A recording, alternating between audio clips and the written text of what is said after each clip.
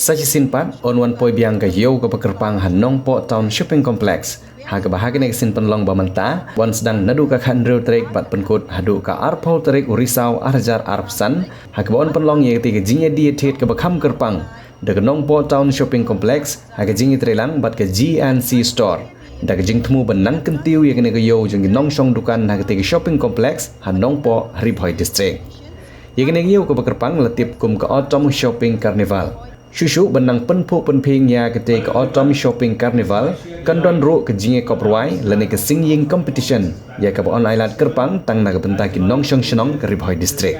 Tak bensim ke bakmen tam ni ki nongsong bukan jo ka Nongpoh Town Shopping Complex i wer so hai di ro di Paidbah akan don ka autumn shopping carnival ha ka khandrio terik hadnyo terik khatra terik bat arho terik jong menta ubnai Oktober 2020 kandon ke jingya di yet kandon ru bun jai ki jingbang bapher but kandon ko singing competitions ha ka ba ki kon samla jong athem Bhoi la bariya shimenta ha kaniga competitions ye ki registration da ban contract na kani na bo ki payishon bukan ni bo kani yo ni muda Revi bro Paidbah, kumwa advisor jong kajian sisto.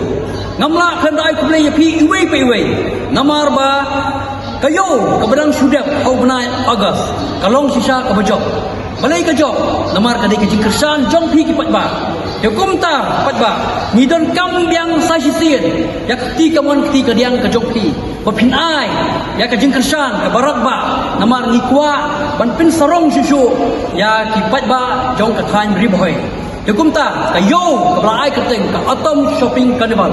Kabanlong haka khandriu khanyo khatpra bat arko terik mentau benai Oktober.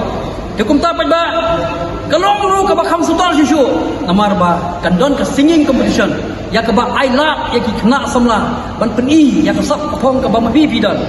Hendrai kene ka singing competition kalong kerpang tang nak benta gitu ki basa apo Bhoi district.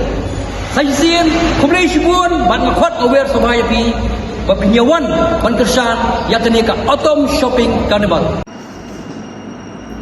Hello everyone, it is my sheer delight to announce that Nongpoh Town Shopping Complex is back with another festival.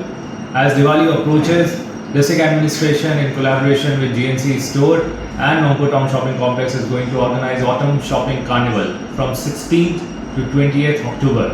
Save the dates. All the residents of Bhoi and Meghalaya are kindly requested to come down to the shopping complex and have a gala time. There will be singing competition, there will be umpteen number of stores of different types of merchandise, including different types of fast food and other eatables. So please do come and support this shopping carnival. Thank you. Kublai Shibun.